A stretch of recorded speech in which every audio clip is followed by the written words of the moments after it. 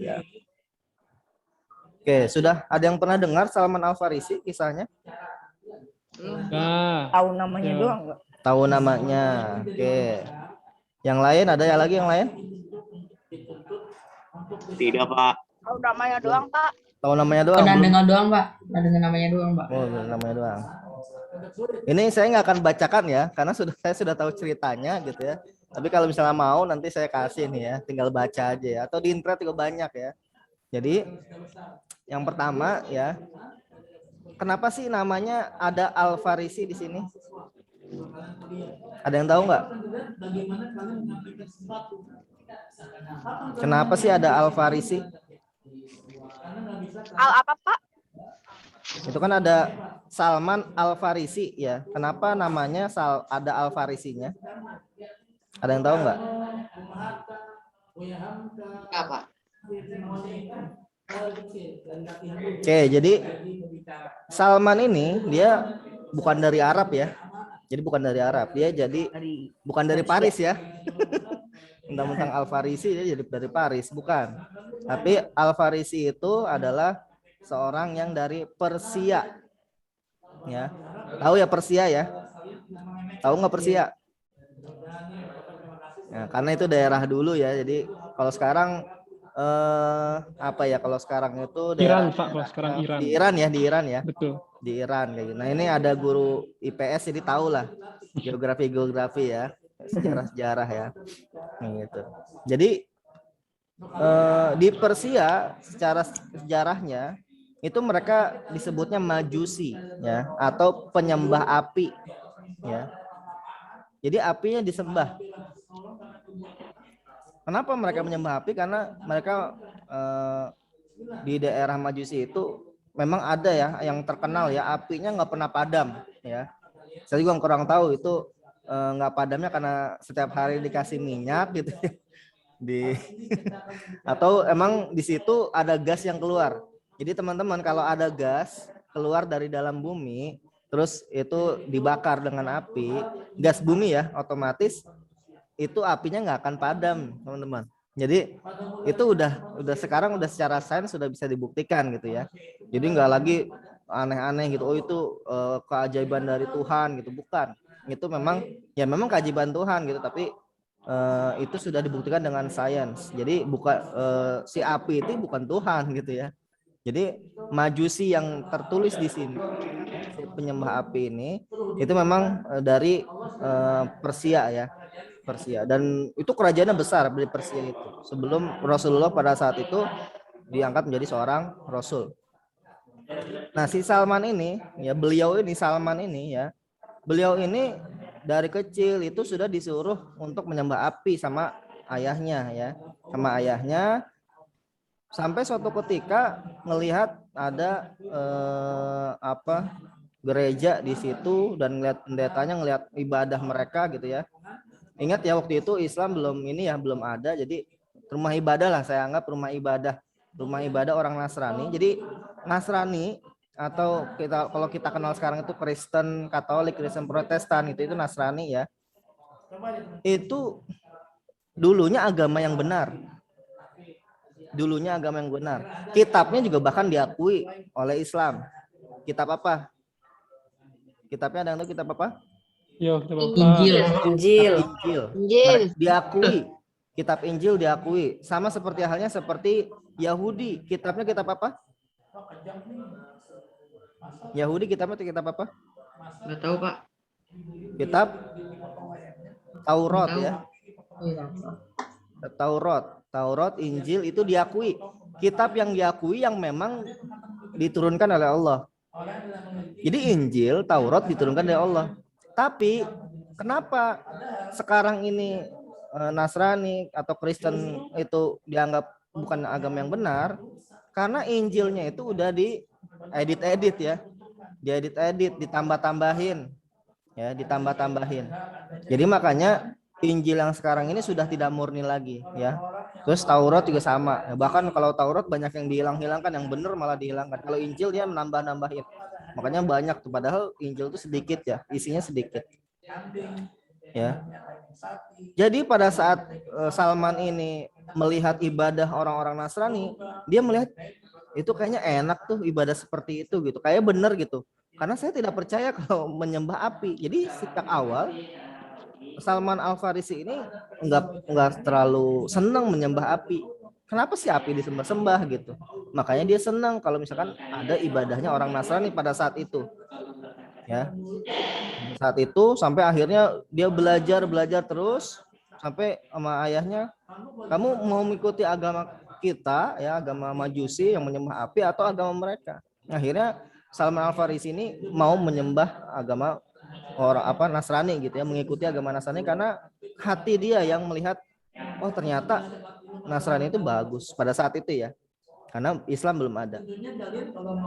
Sampai di perjalanannya itu kisah Salman Al Farisi ini luar biasa ya. Jadi beliau ini belajar itu sampai ke banyak guru ya.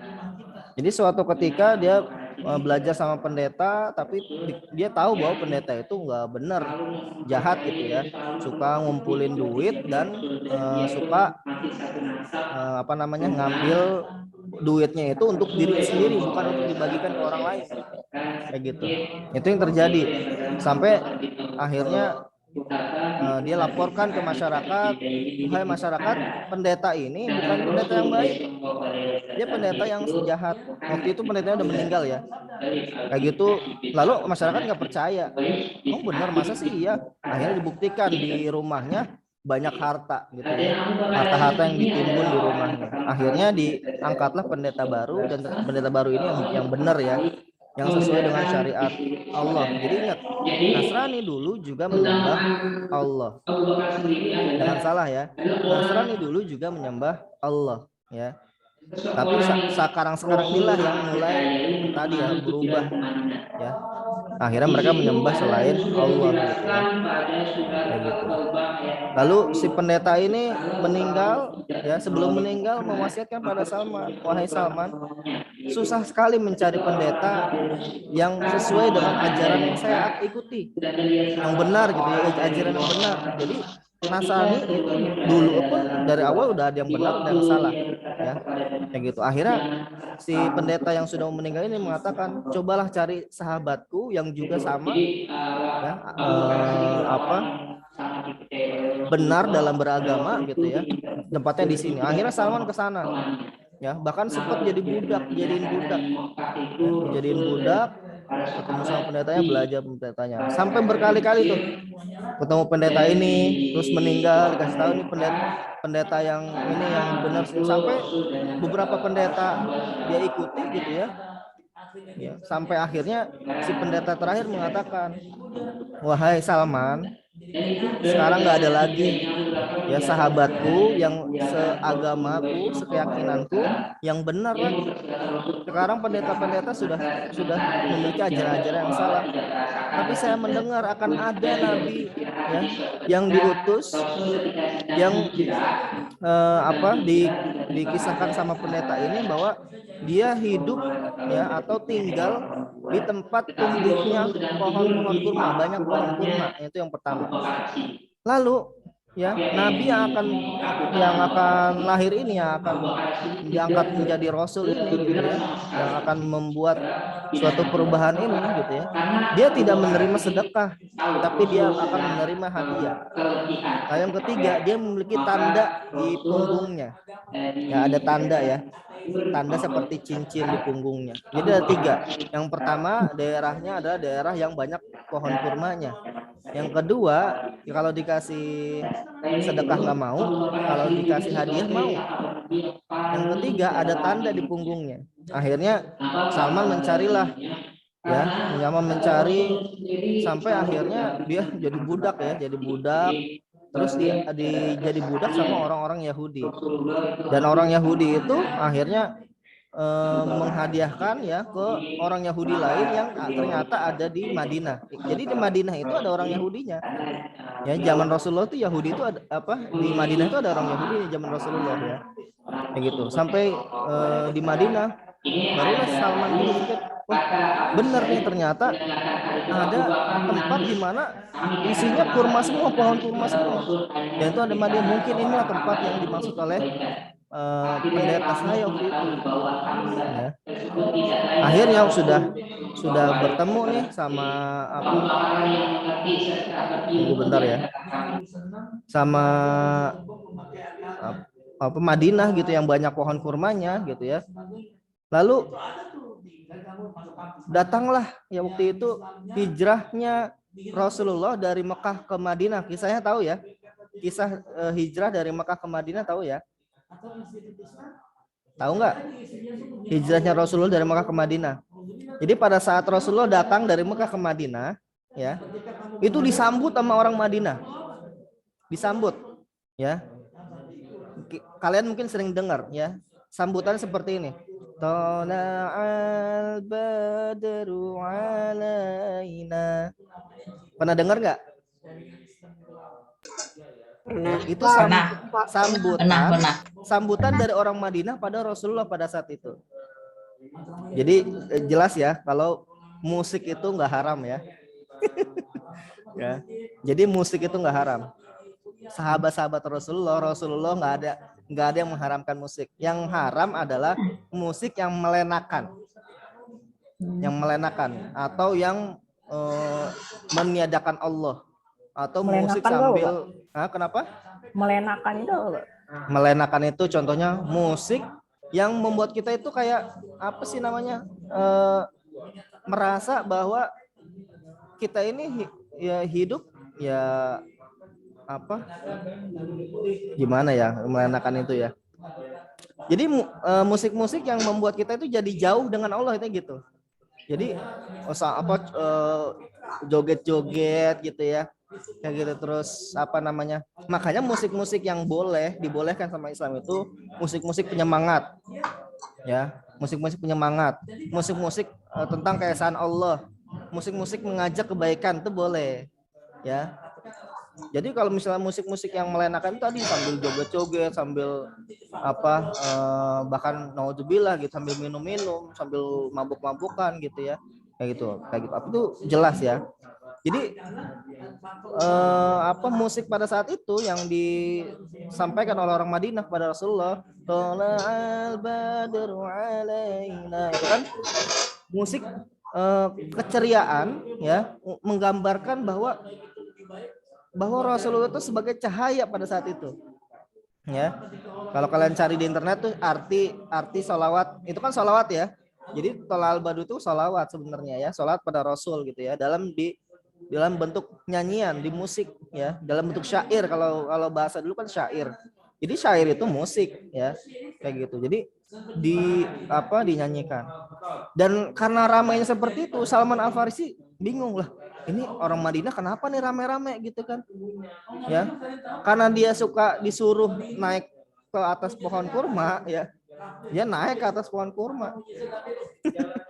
Naik ke atas pohon kurma ya. Dia ngelihat mana nih, siapa nih yang disambut nih?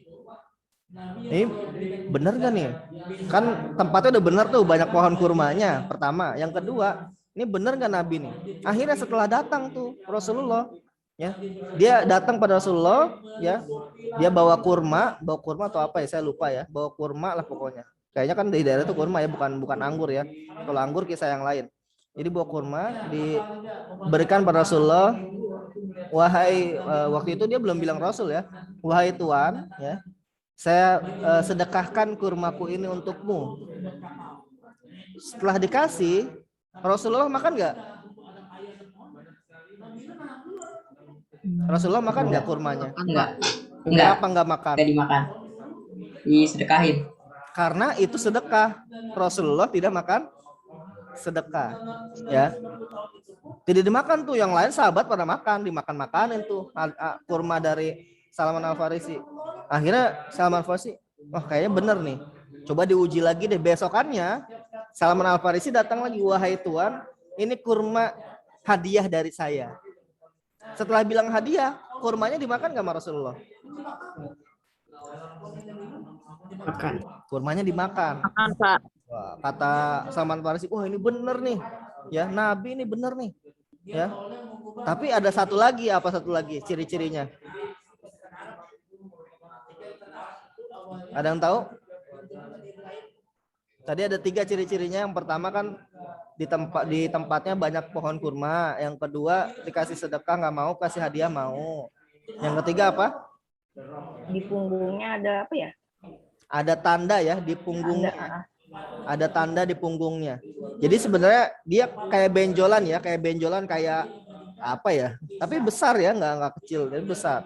Ada benjolan kayak gitu. Ya, ada tandanya. Lalu Salman Al Farisi muter tuh. Lagi Rasulullah duduk, dia muter ngelilingin Rasulullah. Lagi Rasulullah duduk, dia muter ngelilingin Rasulullah. Kenapa? Pengen lihat punggungnya. Tapi kan nggak kelihatan. Pakai baju kan gitu kan. Nggak kelihatan.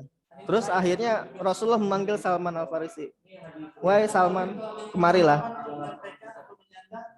Apa yang membuatmu melakukan itu, memberikan sedekah, memberikan hadiah, lalu mengelilingiku? Ya, saya tahu bahwa engkau sedang mencari suatu kebenaran. Iya Tuhan, saya sedang mencari kebenaran.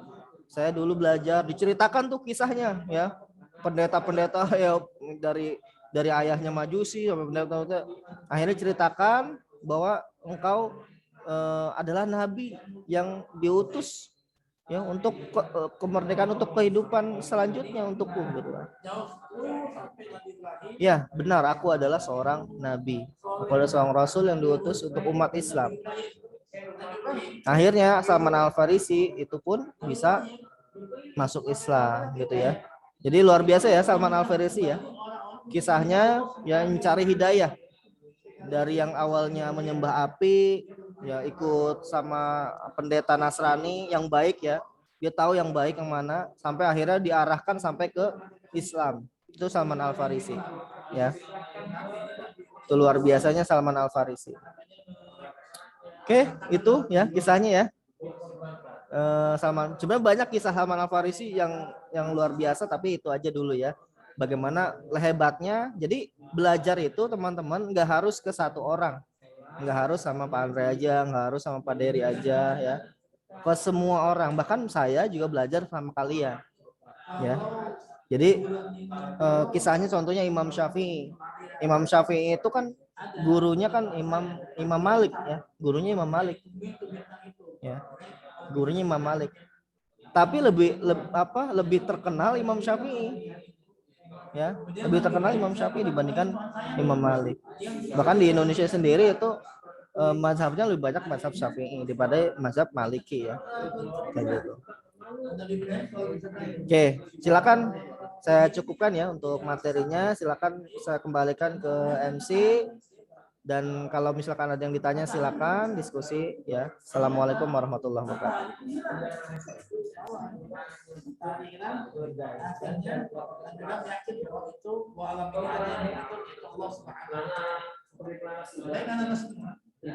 Andrei, dibuka dulu mute-nya, Pak. Ya, Barakallahu fiik. Terima kasih kepada Pak Andrei yang tadi telah menyampaikan materi yang sangat bermanfaat untuk kita juga. Dalam materi itu kita ada sedikit hikmah dan juga pelajaran ya, bahwa perjuangan Sayyidina Salman Al Farisi ini sangat berperan ya untuk kemajuan Muslim pada zaman sekarang. Oke, baik, selanjutnya acara yang terakhir yaitu pembacaan doa yang akan disampaikan oleh yang akan Ada yang mau dibacakan. diskusi dulu nggak? Oh, diskusi dulu ya, silakan diskusi dulu. Ada yang mau ditanya atau gimana?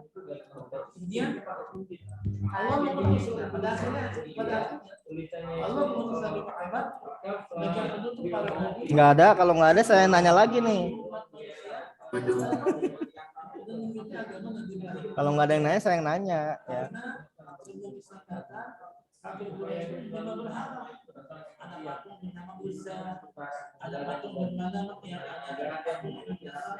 Ada yang bertanya?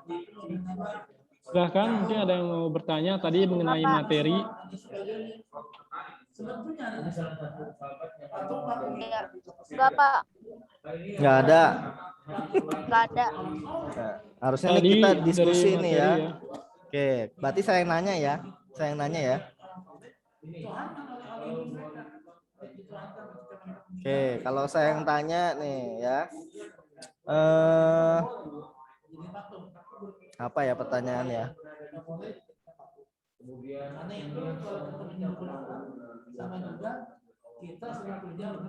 Oke, ada yang tahu nggak doa untuk menuntut ilmu?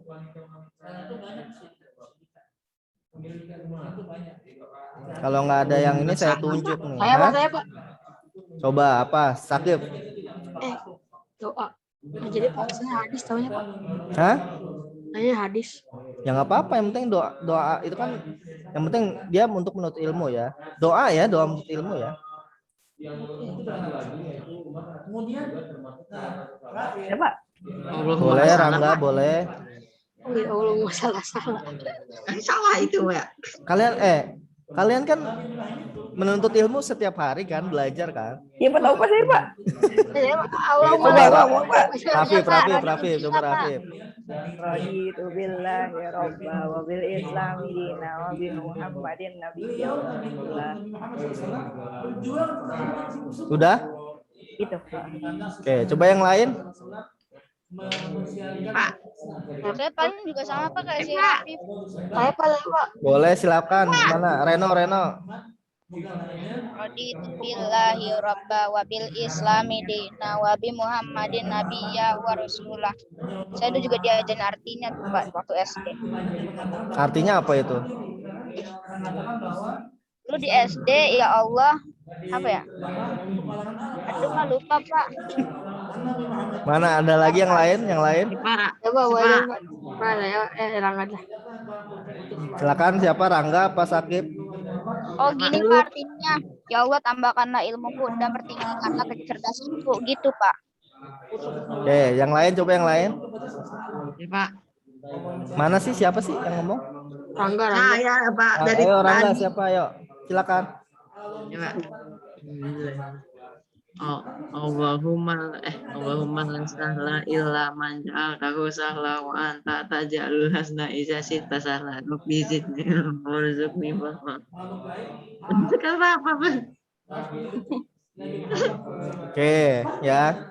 Yang tadi dibacakan sama Rafif sama Reno, ya, itu kan raditu billahi robba. Aku ridho Allah sebagai Tuhanku. Raditu billahi robba wabil islami dina, dan aku ridho Islam sebagai agamaku. Wabi Muhammadin nabiyya wa rasulah, dan Nabi Muhammad sebagai nabi dan rasulku. Ya, jadi itu bukan doa menuntut ilmu ya, tapi doa keridoan. Ya, doa keridoan bahwa Allah itu adalah Tuhanku, Islam itu agamaku, dan Rasul itu adalah Nabi Muhammad adalah Nabi dan Rasulku. Nabi Rasul. Ada lagi tambahannya, wabil Qur'ana imaman wa hukma, dan Quran itu adalah imam dan hukum bagiku ya, atau pedomanku ya. Ya, itu doa keridoan ya.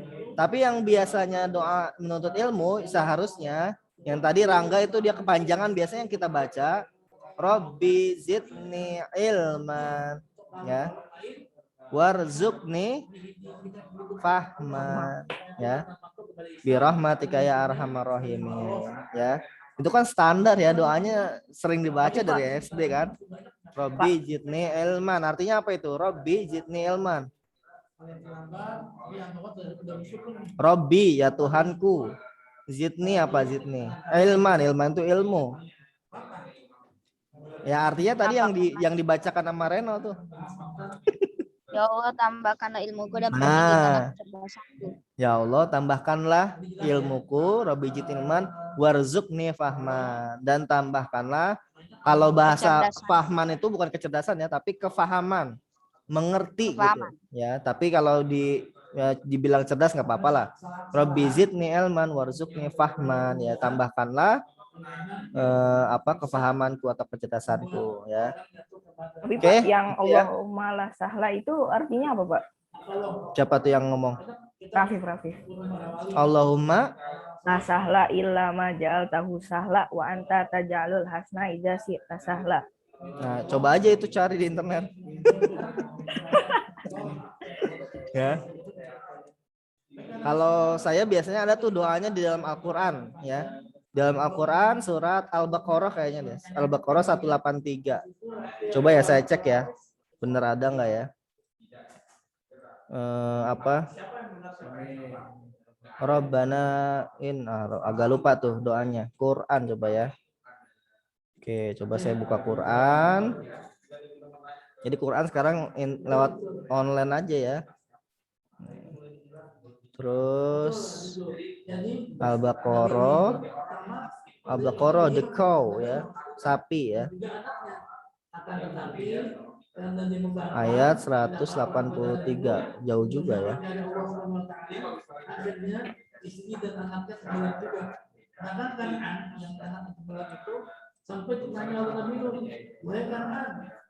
Seingat saya apa ya? 183 mah ini ya. Doa puasa ya, apa sih saya lupa tuh ayatnya.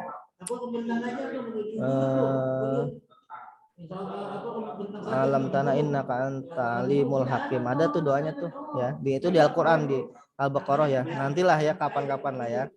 Oke itu ya. Jadi seharusnya kalau kita memulai suatu pembelajaran, menuntut ilmu ya pastikan kita berdoa ya kepada Allah ya. Oke. Cukup, silakan lanjut ke MC lagi ya.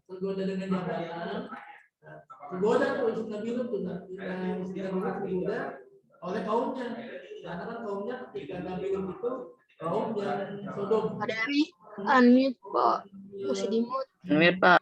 Oleh Allah. Iya Pak, berisik nih sebenarnya Pak.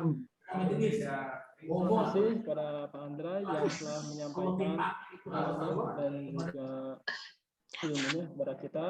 Mudah-mudahan kita semua bisa mengaplikasikan dalam kehidupan sehari-hari dan juga bisa langsung mempraktikannya. Amin ya rabbal alamin. Selanjutnya yaitu acara terakhir, yaitu pembacaan doa yang akan dibawakan oleh Rafif Aditya Wahyudi. Sebelumnya, terima kasih. Saya mau undur diri semuanya atas perhatiannya. Bila ada kata dan juga ucapan yang salah, mohon dibukakan pintu yang sebesar-besarnya. Saya undur diri. Terima kasih. Wassalamualaikum warahmatullahi wabarakatuh. Kepada Waalaikumsalam warahmatullahi wabarakatuh. waktu untuk dipersilahkan. Ya. Assalamualaikum warahmatullahi wabarakatuh. Waalaikumsalam. Waalaikumsalam warahmatullahi wabarakatuh. Sebelum ditutup PPI kita hari ini, alangkah baiknya kita berdoa agar lebih berkah. Bismillahirrahmanirrahim. Astagfirullahaladzim, astagfirullahaladzim, astagfirullahaladzim. Allahumma ufir lil muslimin wal muslimat wal mu'minin wal mu'minat al ahya'ihim minum wal amwat. Amin. Allahumma inna nas'aluka salamatan fid din. Amin. Afiyatan fil jasad. Amin. Ziyadatan fil ilmi. Amin. Wa barakatan fil rizki. Amin. Dan qoblal maut. Amin. Dan dal maut. Amin. Ba'dal maut. Allahumma hawin alaina fi sakaratil maut. Wan najata minan nar. Wal afwa inal hisab. Amin. Rabbana atina fid dunya hasanah wa fil akhirati hasanah wa qina adzabannar wa amin. Terima kasih. Assalamualaikum warahmatullahi wabarakatuh. Waalaikumsalam warahmatullahi wabarakatuh. Waalaikumsalam. Subhanakallahumma wa bihamdika Subhanakallahumma asyhadu an la ilaha Bila illa anta anta astaghfiruka wa atubu ilaik. Oke. Selamat istirahat ya. Ya, Oke. Ya, Pak, makasih Pak Andre, makasih Pak Ya. Dendi.